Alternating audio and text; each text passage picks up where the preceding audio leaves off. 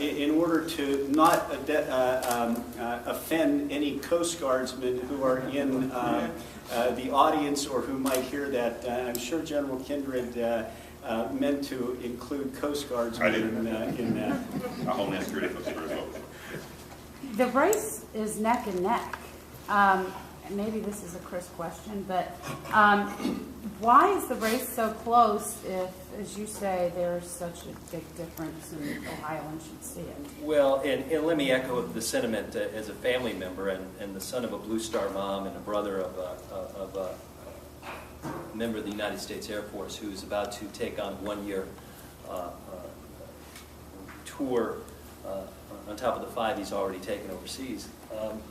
It is insulting to so many of us who spend countless nights worrying about our loved ones, Sherrod Brown included, to think that we can be labeled un-American. I oftentimes practice the art of hyperbole. No. I've never suggested any of my political opponents were un-American. It's frankly absurd for an educated person like Josh Mandel, who attended Ohio State, to use that language. It's even more insulting because we know Senator Brown's service in the United States Senate, the United States Congress, and the way he has conducted himself over the course of these many years of public life. It isn't when the lights are shining brightly that we look for real service. It's when the lights are off and the people go home and the work has to be done. And it was Sherrod Brown who worked with me when I was in the House of Representatives to ensure that the resources were available for Ohio's largest nursing home, the Ohio Veterans Home, up in Sandusky, and I admire his leadership.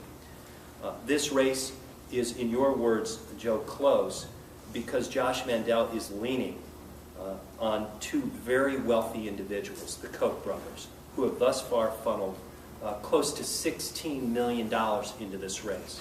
And we suspect it will be more than double that amount by the end of the campaign.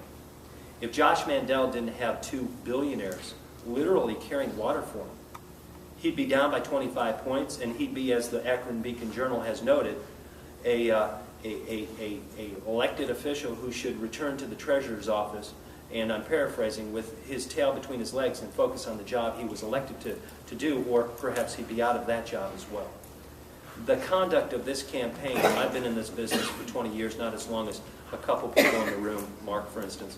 The conduct of this campaign is something that we'll long remember. Can you imagine George Voinovich carrying on the way that Josh Mandel has, attacking political opponents?